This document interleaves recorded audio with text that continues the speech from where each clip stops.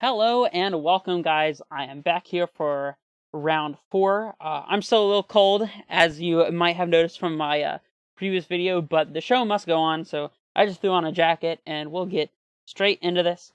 I am ready, very ready, to play this 4th match. Just can't wait. So, hopefully you guys are as excited, and we'll just jump right into it, as usual. Well, quick match pairings more recently. Maybe I should play around this time more frequently. And on the play, too. It's all coming together, y'all. It is all coming together. So we're going to have a turn 2 Grazer here. Turn 2 Grazer, turn 3 Dryad, potentially turn 4 Titan. Yeah, I guess that's good enough.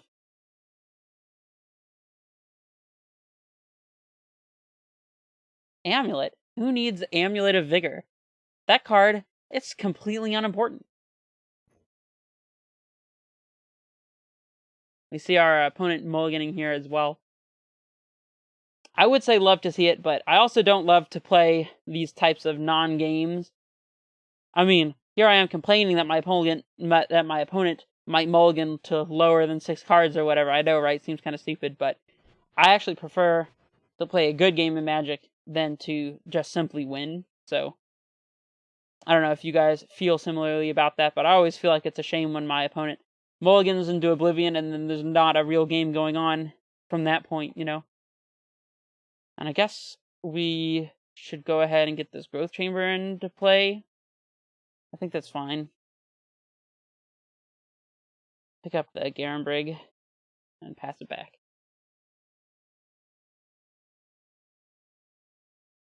Just a slight bit off curve here, but not a problem.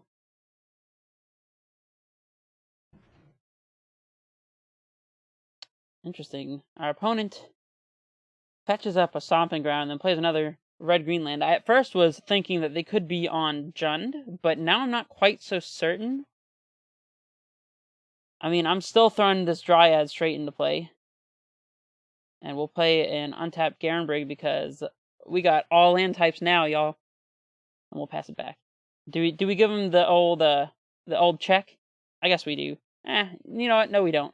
We don't know if they're playing any kind of prowess creature or something like that yet, although they probably would have played it already, but can't give them the business, as they say. Uh-oh. Uh-oh. Oh, pillage. That's fine. I thought it was going to be a Blood Moon. Actually, we still have a Titan this turn, so... Oops. Never didn't have it. Sorry, opponent. Feel bad for you. And we are definitely going to be looking for... Let's see, if we get 2 Valcuts, or they could concede for us, that works too. I was going to say we could definitely get a second basic land to play around a potential Blood Moon, but... Man, I guess that was just a really awkward Ponza hand. I don't know. Alright, so we want explosives, because they probably have Arboreal Grazers and Utopia Sprawls. We want Force of Vigor, because they probably have Blood Moon. Beast Within, same thing. Reclamation Stage, same thing. Dismembers are good against Glory Bringers, I think. They're good against Mages of the Moon. I can't believe how I've forgotten the name of that card, considering I always get destroyed by it.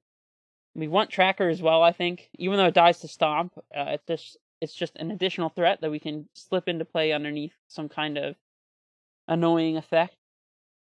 I think that's about it. I don't think we want Counter Magic. And Baloth, though it's a decent intermediary threat, I just don't think it's quite good enough, whereas Tracker will always net us a bunch of cards, pretty much. We can definitely trim on Summoner's Packs for sure. Bog is pretty useless. Ancient Stirrings helps find Engineered Explosives, Amulets, and basic lands, so I think Ancient Stirrings is pretty good. Explorer is probably fine too. I don't know how I feel about Azusa. Because on one hand, putting all my lands into play feels like it could be good against a land destruction deck, but at the same time, if all those lands are just mountains, then I don't know if there's any point in doing it in the first place, to be honest. And it also might cause me to have to bounce a bunch of lands, where instead, if they had a Blood Moon effect, you could just play out your bounce lands one at a time. I don't know. But It might be worth it. A little unclear. I'm gonna trim the... Nah. I'll keep the Azusa for science this time. Trim and explore. What else? 5 cards feels like a lot. We can trim an Amulet, I think, and maybe a Bounce Land, because we don't want to really be reliant on those. They have plenty of interaction for them, so... I think Grazer is going to be really good here. We can trim another Explorer, I guess, since they are a little slow. They help us keep our land train rolling, though. Maybe Force of Vigor is not good enough in the blind, since we don't know for sure they have Blood Moon. And then I'll trim 1 Stirrings. If I see a Blood Moon, then I'll for sure bring in Force of Vigor, but they might not be on it at all, so... And this is an interesting hand. So we have the awkwardness of, if we play an Amulet on turn 1, then we might be forced to play and pop an Engineered Explosives. But we have a basic land. We have a little bit of an early Titan, although we have both of our awkward lands in hand, but, I mean, I don't know if that's going to be a factor against the Ponza deck. I think this right here is the card that matters, and I think for that reason, I'm going to go ahead and keep it. Could get punished. We'll see. Okay, I'm definitely leading on Engineered Explosives on 1, I think. Yeah, that feels like it has to be it. And I don't want to expose my forest, so... We'll get this Engineered Explosives on 1 in... No! Radiant Fountain doesn't cast Engineered Explosives on 1. Man, I didn't think about that. Because I can put it on 1, but it'll be Sunburst 0 with no colors. No! Oh no, what did I do? Alright, do I play the Amulet now? I think I do. If they blow it up, that's totally fine, and if not, then we have potentially a way to play and crack explosives if we have to. Like, if they play... Oh, man. Oh, man, we could actually... If we draw a green bounce line, we can Beast Within the Forest. That sounds fantastic. Let's do that. Come on, deck. Deliver. Ugh, that's not a green bounce land. Okay. Well, that said, do we feel compelled to play and blow explosives on 1? I think we do. I think we do. I know I walked right into it, but I think this is going to be the best possible thing in the world that we are currently living in, so... I guess we get punished if they pillage our Boros Garrison, but... You know what? I'm just, I'm running it out there, I'm doing it. We might lose horribly this game because of the fact that I play Radiant Fountain on turn 1. That would be the stupidest thing ever, but it would be completely fitting for me, so a good lesson in thinking ahead.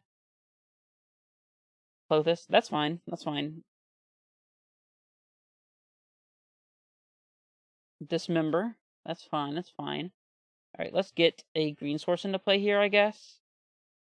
We'll hold up Beast Within so that if they have some kind of Blood Moon effect, we can kill it. I mean, we can kill it pretty easily with... what are you doing, Magic Online? I tried to drag this Dismember over. We can kill it pretty easily with Dismember, so... Like, if they have a Magus, specifically. What is this? Bloodbraid Elf. Okay. Harbor Elf. Okay.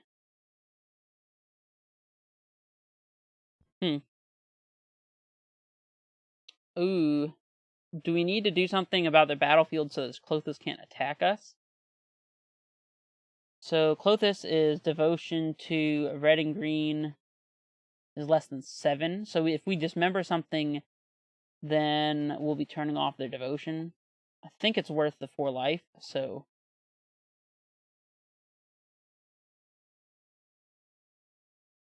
Because we're gaining 7 life already by not taking the 7 from those 2 creatures in the first place, so...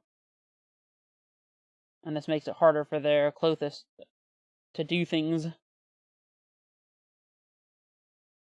Simic Growth Chamber is an interesting one. I think we run out Garenbrig. Nah, actually, because if we top deck another green untapped green source, then we wouldn't have anything to play off of our Garenbrig. So that being the case, I think it's going to be right. I mean, we still might want to play the Garenbrig anyways, though. Yeah, I will. I'll pass it back. There's no reason to play this Growth Chamber, so we'd have to top deck Talari West into Crumbling Vestige, and we'll see it coming if that happens. So, and then we can play out the Simic Growth Chamber.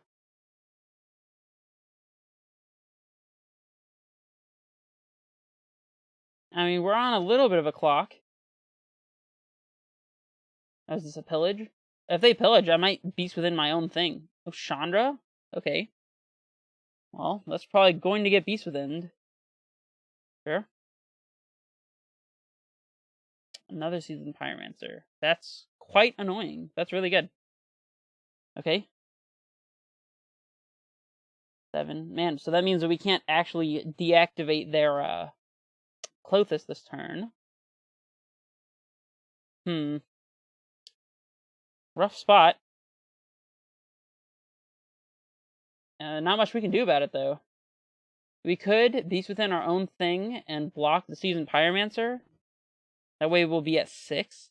That feels awful, but I don't know if we have a choice. Let's see, what can we draw this upcoming turn? We could draw a Dryad and haste it, perhaps, or leave out the haste land so that we can, I don't know if the haste actually does anything here.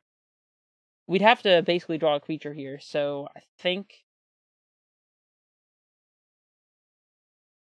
Really annoying. I really don't want to have to Beast Within my own thing, but I will do it, I guess. No reason to float quite that much mana. Do we Beast Within the Garenbrig or the Basic Forest? I'm gonna go with the Garenbrig. We can't really play around a whole lot. So let's Beast Within the Basic Forest. My opponent must be like so freaking confused. They're like, what are they doing with their lands over there? I don't know, opponent. I don't know. Grazer. That is not terrible, actually. We play Growth Chamber, pick up a Garenbrig, and then replay the Garenbrig, or like play Radiant Fountain, then Grazer in, pick up the Radiant Fountain, then we'll have Titan mana this upcoming turn. I guess that's going to have to be the play. I don't think we can afford to attack with our beast here. We could put in the Stronghold so that we can haste, say, our beast or something. Or we could have played it, I guess. But that's far beyond gone and probably completely irrelevant, so... It's an interesting thing to think about, though.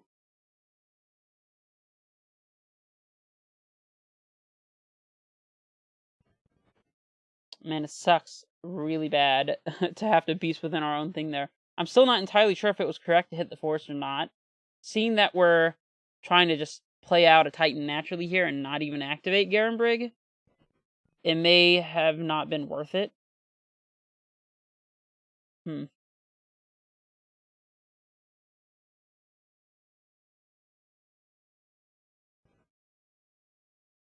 Maybe we should have hit the Garenbrig is what I was thinking.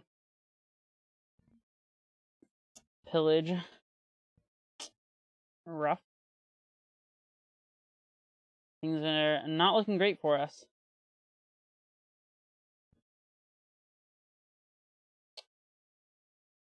We have to block the Clothis, otherwise we're dead to its trigger on their next upkeep, so... I mean, we can play Radiant Fountains, but whatever.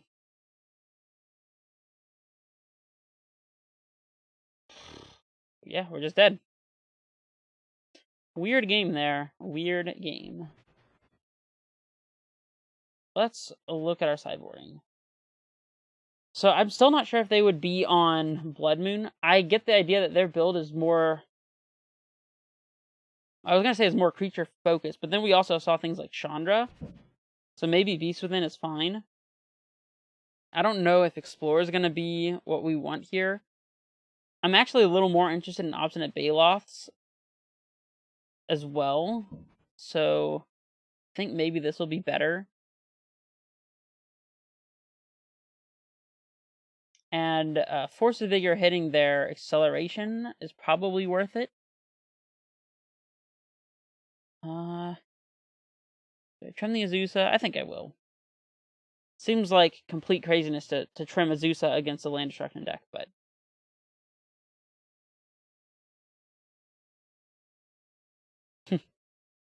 Well, the sand has no acceleration whatsoever. It has a basic land, but doesn't really have much else. I think we have to mulligan this, sad as it is. This hand's quite a bit better. We have a turn 2 Dryad, and potentially, I guess we could use something for Force Fodder here. I don't know. Because we have to bottom one of these cards, and it's definitely not any of the lands. So maybe we bottom the Force, actually. Although, we're not too far away from just actually casting Force of Vigor for 4 mana. But they could have something to remove the Dryad, so I'm going to bottom the Force here. I like to live dangerously, I guess.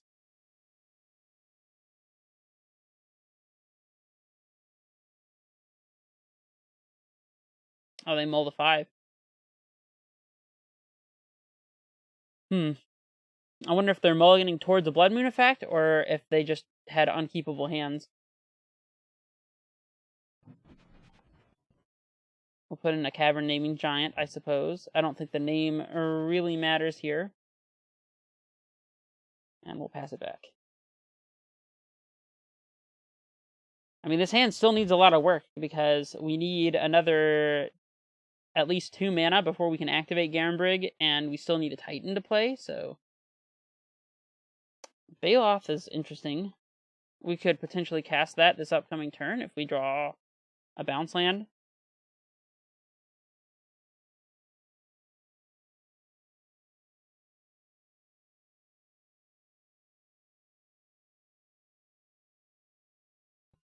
Well, there's a Blood Moon. Tolari West. If we happen to draw another basic force, because this still actually taps for blue, so... Or, I mean, we also can just jam a Dryad here. I don't know. We can't play a Baloth anyways, so... Thinking that just casting Dryad is going to be our best bet. The question is, do we play, I mean, this T-West? I think the answer is no.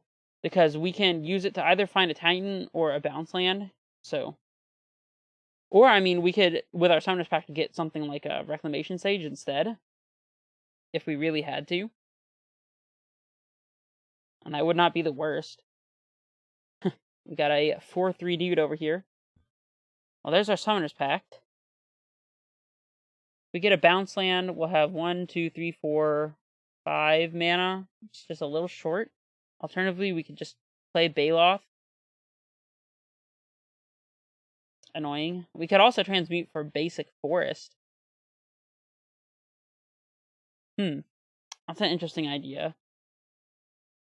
I think that's going to be the best. Although, is it better to just put a Baloth into play? Because if they kill this Dryad, say with a Glorybringer or a Chandra, then we're in pretty bad shape. I think we just have to transmute for a basic forest here.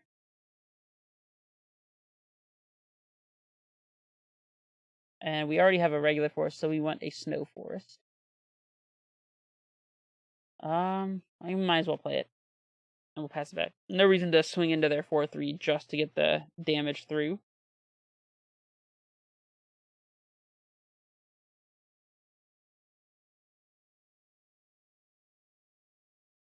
I guess there was also potentially an argument to transmuting for engineered explosives. Although that would kill our Dryads as well, so I'm not quite as interested in that. I might be willing to lose one of these Dryads, I'm not sure. Because the second Dryad allowing us to have more than 2 green sources, I don't know how relevant that is. Still trading 1-for-1 here. Odd. They don't have any mana up to get us with a bolt. I'm gonna go ahead and do this.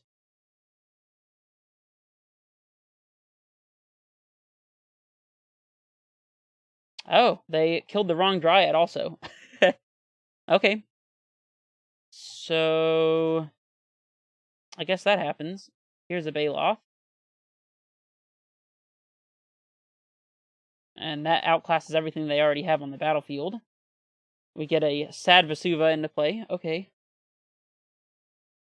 Do I swing? I think I do. No, because they can put both creatures in front of the Dryad and kill it, so not something I'm super interested in. If we top deck a land, we have a Primeval Titan incoming. Any land will do it. Any land. Or not. Well, now we might be on the Rexaging the Blood Moon plan. Clothis is pretty annoying as well. Is this a creature yet? They have 1, 2, 3, 4, 5, 6, 7. So this is a creature. It's quite annoying. And now that we have a Field of the Dead, we might be even more interested, potentially, in blowing up the Blood Moon. But we'll only have 4 land sources in play since the Vesuva is copying nothing. Odd. I think we have to do it, though. Actually, since we have all of our colors still, we could blow up the Utopia Sprawl if we got a Rexage here.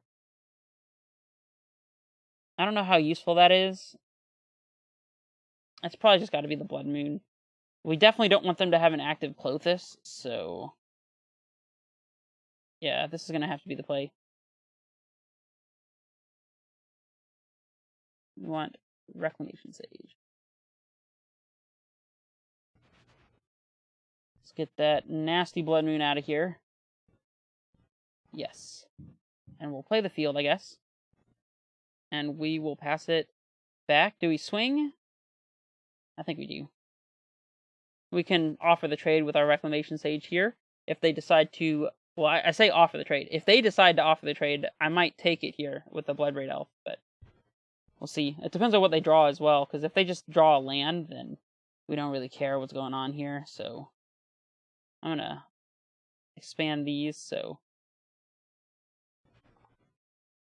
Oh, we can actually still tap the Vesuva because of our Dryad ability. That's interesting. So we did not die to our pack. That's a good first step. Basic Forest is very welcome here. And I'm going to serve straight in away with this Obstinate Baloth again. If they want to trade both of their creatures for it, I'm way more than happy with that. Maybe I should have attacked with the Reclamation Sage too, actually.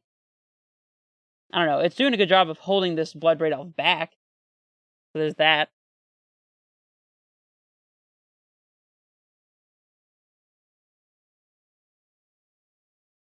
The Clothis is helping them to not die too fast.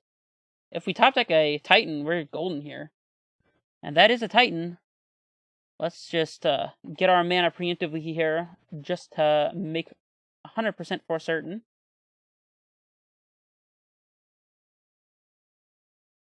And they concede.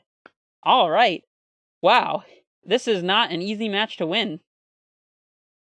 I guess I must have done something right in that third game there. The Baloth was really good there too, actually, as well. So maybe bringing in the Baloth is kind of what gave me a little bit of extra oomph there. We are now 3-1. Love to see it. So we have our guaranteed value back. Like I said, and I've said this before, Amulet is a great choice of deck if you just want to be able to go infinite, as they say, on leagues and things like that. I think that 3-2 and 4-1 records are pretty easy to accomplish. Pretty easy to accomplish with this deck, so... It's not me, it's the deck. The deck is what's good here. Just ignore me. I could be anybody, seriously. I believe that this deck is not that terribly difficult to pilot once you get a hold of the ropes, and hopefully my content helps you kind of get that insight and a little bit of interesting gameplay at the very least. And yeah, so let me know how I do. Leave me a like if you think I do well, or if you like my content. Leave me a comment. I do read them. I just recently responded to a couple comments just the other day. I'm not going to call them out here because that would be totally weird, but you know who you are if you messaged me and you received a response from me. So, and if you haven't left a comment, what are you doing? You're behind the curve. Don't you know there are already other people leaving comments and likes and stuff? I'm just saying, you're doing something a little wrong, and you didn't know what it was up until this point, but I told you. Anyways, soapbox over, and speaking of over, I'm gonna call the video right there. This is Redface Menace, signing off.